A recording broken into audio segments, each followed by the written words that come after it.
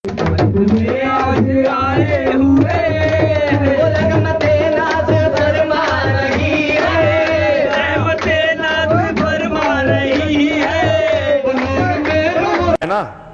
آپ قبروں کی اور اس کی بات کر رہے ہو، آج کل کلپ آ رہی ہے، ہم دیکھ رہے ہیں کہ پیر صاحب جو ہے وہ اپنے خانقاہ ہے یا مسجد ہے پتہ نہیں کیا، وہاں وہ کھڑے ہوئے ہیں، لوگ کود پھاند رہے ہیں، کوئی آ کے ان کے سر پہ پیر رکھتا ہے، کوئی چومتا ہے، کوئی سجدہ کرتا ہے، پیر صاحب جو اس کی پیٹھ پر ہاتھ رکھ رہے ہیں اور نہ جانے کیسی کیسی خرافات کر رہے ہیں۔ میں نے شاید اس سے پہلے ذکر کیا تھا کہ اگر میں کلپس نہیں دیکھتا، سنتا تھا، تو مجھے یقین نہیں آتا کہ آج بھی جب اتنا علم والا دور، قرآن حدیث اتنا عام ہے، اتنی بڑی بڑی جہالتیں پائی جاتی ہیں۔ یہ واقعی بہت بڑی توفیق سے محرومی والی بات ہے۔ قرآن و حدیث کے تعلیمات کے بالکل سورج کی طرح چمکتے ہوئے ہوتے ہوئے اللہ تعالیٰ نے اس کو روشن بنایا۔ اللہ کے نبی صلی اللہ علیہ وسلم نے اس میں کوئی جو ہے ایک پیچ الجھاؤ نہیں رکھا، لیکن ایک آدمی اپنے آپ کو مسلمان کہنے کے باوجود قرآن حدیث کے ان صاف ستھرے دلائل سے کو دیکھنے سے سننے سے اندھا بہرا بنا ہوا ہے، اور شیطانی فریب میں آیا ہے۔ یہ جو مذہب کی دکانیں چلا رہے ہیں، ان دکانوں پہ سر ٹیک رہا ہے، اپنے پیسے اور وقت کو بھی جو ہے ضائع کرتا ہے، اپنے ایمان کو بھی ضائع کرتا ہے۔ دنیا تو اگر چلی گئی، آخرت میں کیا ہوگا؟ بغیر توبہ کے اگر ان عقائد کے ساتھ آدمی مر گیا، بہت ہی ہمدردانہ دردمندی کے ساتھ عرض کر رہا ہوں، جو لوگ قبر پرستی، بزرگ پرستی، پیر پرستی اور یہ جو اہل تصوف کے جھانسے میں آ کر یہ ان کے پیروں پہ گر کے سجدے کر رہے ہیں، وہ آنکھیں کھول لیں، جاگ جائیں، یہ قرآن و حدیث پڑھیں۔ آپ کو ہم کو دنیا میں زندگی کا ایک موقع ملا ہے، اور سب سے بڑی چیز جس سے اللہ تعالیٰ نے ہم سے منع کیا ہے وہ شرک ہے۔ وہ حدیث بخاری کی ہمیشہ سامنے رکھیے کہ اللہ تعالیٰ قیامت کے دن ایک جہنمی سے سوال کرے گا کہ اگر پوری دنیا میں تجھے اس وقت دے دوں تو کیا تو یہ پسند کرے گا کہ اپنی دنیا کو، پوری دنیا کو فدیے میں دے کر اپنے آپ کو اس عذاب سے بچا لے؟ وہ کہے گا ہاں ضرور میں یہ کروں گا۔ پوری دنیا، سنیے، اس وقت پوری دنیا، آج دنیا میں ہم دوڑ بھاگ کر کے کتنا کما لیں گے، کوئی ایک شہر نہیں خرید سکتے، دنیا کی بات کیا۔ اللہ تعالیٰ جہنمی سے پوچھے گا پوری دنیا، تو اس وقت تو وہ کہے گا کہ پوری دنیا دے دوں گا، اپنے آپ کو عذاب سے بچاؤں گا۔ اللہ تعالیٰ کہے گا کہ نہیں، تو جھوٹ بول رہا ہے، میں نے تجھ سے عہد دیا تھا جبکہ تو آدم کی پیٹھ میں تھا۔ یہ بخاری کی حدیث ہے، مفہوم بیان کر رہا ہوں۔ تو آدم کی پیٹھ میں تھا، تبھی میں نے تجھ سے یہ عہد لیا تھا، ایک مطالبہ کیا تھا کہ میرے ساتھ شرک کچھ بھی نہیں کرنا، لیکن تو نے مانا ہی نہیں، تو نے نہیں مانا، اب تجھے موقع نہیں مل سکتا۔ آج ہم دنیا میں جو ہیں وہ یہ موقع جان رہے ہیں۔ قیامت کے دن جہنم میں جو جائے گا وہ یہ تمنا کرے گا یا جواب دے گا کہ پوری دنیا مل جائے تو دے کے بچ جاؤں، لیکن یہ موقع نہیں ملے گا۔ آپ کو پوری دنیا دینے کی ضرورت نہیں ہے، اپنے آپ کو شرک سے بچانے کی ضرورت ہے۔ یہ جو جھوٹے جال پھیلے ہوئے ہیں مذہب کے نام پر، دکانیں چل رہی ہیں، ان سے اپنے آپ کو نکالنے کی ضرورت ہے۔ لوگوں سے نہ ڈریں، اللہ سے ڈریں۔ لوگ دنیا کے اعتبار سے زیادہ دیکھیے، وہ میں تو حیرت کرتا ہوں واقعی، جس کے دل میں ایمان جاتی ہے نا، آ جاتا ہے، اس کو اندر جرأت اور استقامت آتی ہے۔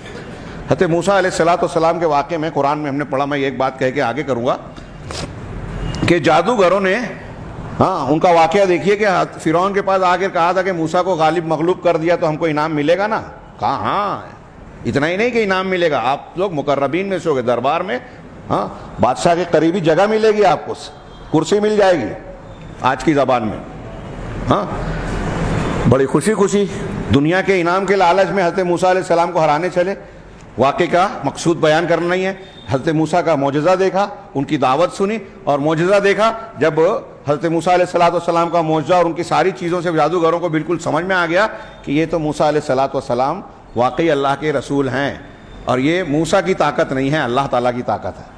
تو سب کے سب سجدہ ریز ہو گئے، اور کیا کہا؟ آمنا برب موسیٰ و ہارون، ہم موسیٰ اور ہارون کے رب پر ایمان لائے۔ ہمارے ہندوستان میں بزرگوں کے واقعات بتاتے ہیں تو بزرگان اپنا سجدہ کرواتے ہیں، ہم اتنے پہنچے ہوئے ہیں تو ان کی قبروں پہ جا کے سجدہ کرو۔ وہاں جادوگروں نے موسیٰ علیہ السلام کو سجدہ نہیں کیا، موسیٰ علیہ السلام کی پاور شکتی نہیں مانی۔ ہمارے یہاں کرامت اور معجزہ بتا کے صاحب کرامت اور صاحب معجزہ کو پجوایا جاتا ہے، اس کی عظمت بتائی جاتی ہے، ان کا مقام ضرور ظاہر ہوتا ہے اللہ تعالیٰ کے نزدیک، لیکن وہ اللہ کی خصوصیات میں اور حقوق میں شریک نہیں ہوتے۔ یہ جادوگروں کو بھی سمجھ گیا تھا۔ اگر موسیٰ علیہ السلام کی طاقت سمجھتے تو ان سے لڑتے، لیکن اس لیے ایمان لایا تھا کہ یہ جان گئے تھے کہ یہ موسیٰ کی طاقت نہیں ہے، یہ اللہ کی طاقت ہے اور ہم اس کا مقابلہ نہیں کر سکتے۔ اگر موسیٰ علیہ السلام کی طاقت ہوتی تو ہم بھی ان کی طرح انسان ہیں، لڑ سکتے ہیں، لیکن یہ تو اللہ کا فرستادہ بھیجا ہوا شخص ہے اور ان کے اللہ کی تائید ہے، ہم ان کا مقابلہ نہیں کر، اس لیے ایمان لائے۔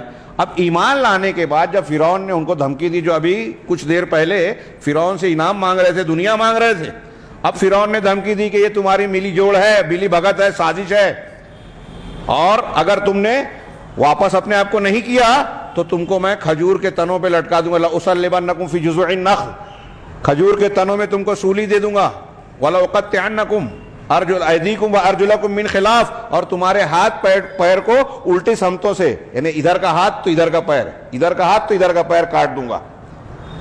جادوگروں نے کیا کہا؟ تھوڑی دیر کے لیے سوچئے، سورہ طٰہٰ میں جا کے پڑھیے، اقضِ ما انت قاض، جو تجھ کو فیصلہ کرنا ہے کر لے۔ میں اپنے مالیگاؤں کی زبان میں اس کا ترجمہ کرتا ہوں سمجھانے کے لیے کہ جو اکھاڑ رہا ہے اکھاڑ لے۔ کون کہہ رہا ہے فرعون کو؟ یہ جادوگر۔ ہاں، تو زیادہ سے زیادہ، اگلا جملہ ہے جادوگروں کا کہ تو زیادہ سے زیادہ اس دنیا کی زندگی کا فیصلہ کرے گا۔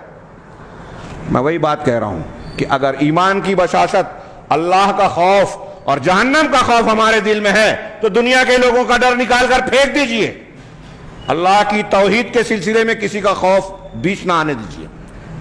یہی ہمارا بنیادی امتحان ہے اس دنیا میں۔ توحید تو یہ ہے کہ خدا حشر میں کہہ دے یہ بندہ دو عالم سے خفا میرے لیے ہے، یہ توحید ہے کہ آپ اللہ کے ہو جائیں، کوئی ناراض ہوتا ہے ہوتا رہے۔ اور اسی بنیاد پر میں کھل کے یہ بات بیان کر رہا ہوں کہ یہ جو بزرگ پرستی، قبر پرستی اور یہ جو پیر پرستی کا سلسلہ چل رہا ہے، مزارات میں یا خانقاہوں میں سجدے کیے جا رہے ہیں، چومے چاٹے جا رہے ہیں، یہ وہ کام کیے جا رہا ہے جس کو اللہ کے رسول صلی اللہ علیہ وسلم نے اپنے لیے بھی جائز نہیں کیا۔ جہاں فرما دیا کہ اگر اللہ کے رسول صلی اللہ علیہ وسلم کے سامنے بعض صحابہ نے عجم سے آ کر دیکھا کہ کچھ لوگ اپنے بڑے لوگوں کو سجدہ کرتے ہیں تو حضرت سعد رضی اللہ تعالیٰ نے آ کے آپ کو سجدہ کیا کہا؟ یہ کیا؟ ہاں، سجدہ کسی مخلوق کے لیے جائز نہیں ہے۔ اگر میں کسی کو اجازت دیتا تو عورت کو دیتا کہ اپنے شوہر کے لیے کرے، لیکن وہ بھی جائز نہیں۔ کلیئر ہو گیا کہ سجدہ کسی کے لیے جائز نہیں، اور پیر صاحب اپنا سجدہ کروا رہے ہیں، لوگ پوچھ رہے ہیں۔ حیرت کی بات ہے، کیسے نبی کو مانتے ہیں، کیسے نبی سے محبت کرتے ہیں، قرآن حدیث کی مخالفت کرنے کے بعد کہتے ہیں کہ ہم ان سے قرآن حدیث کو ماننے والے یا نبی سے محبت کرنے والے ہیں۔